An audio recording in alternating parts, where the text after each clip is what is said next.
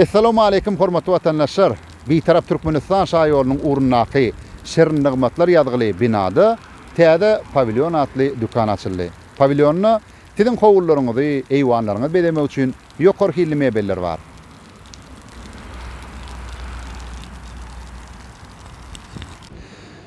Ne pavilyon dukanynyň içi.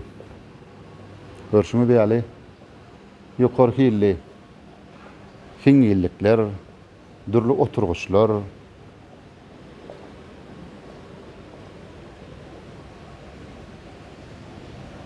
durly bede gönümler var. Ne emel fuçugdurmy. Çağalar üçin birite oynamaçlar var.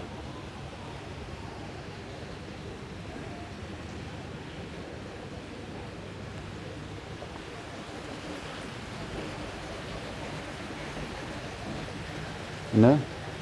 Howlu koymak üçin niyetlenen birite. Şunun ýaly çadırlar var. Oturuşlar var. Durly ölçekdäki suwçugdurmlar var.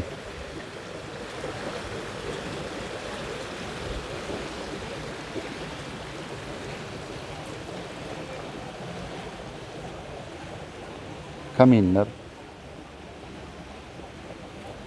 Oturuşlar. Stollar.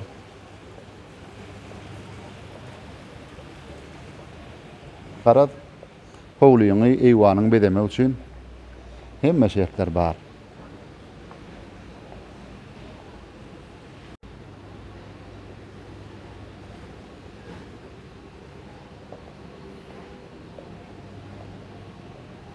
Ne çyşyk pişirmek üçin birite enzamlar, mangallar bar.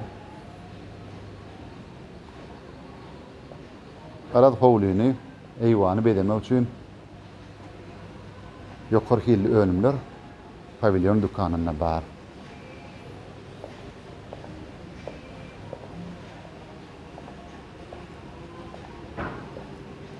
Bu mebelleriň önümleriň hemmeti dünýäniň iň ösen döwletleriniň önümleri.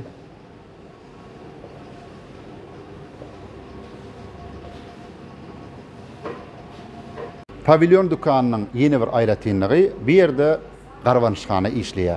Ýerden sagat 8-den akşam sagat 11-reçenli müşteriler bu ýerde çaý başynda, kowe başynda garwanyp, gadakly gurrunlar edip, hemen dukanyň gerekli önümlerini arkaýyn saýlap bilerler. Mehman vatandaşlar, pavilyon dukanyna hoş geldiňiz. 21-63-31 belgili telefona jaň edip, gerekli haritlaryňyzy öýüňizde de targap bilersiňiz. Howullaryňyzy, eýwanlaryňyzy pavilyon dukanynyň ýokary hilli haritlary bilen bedeň.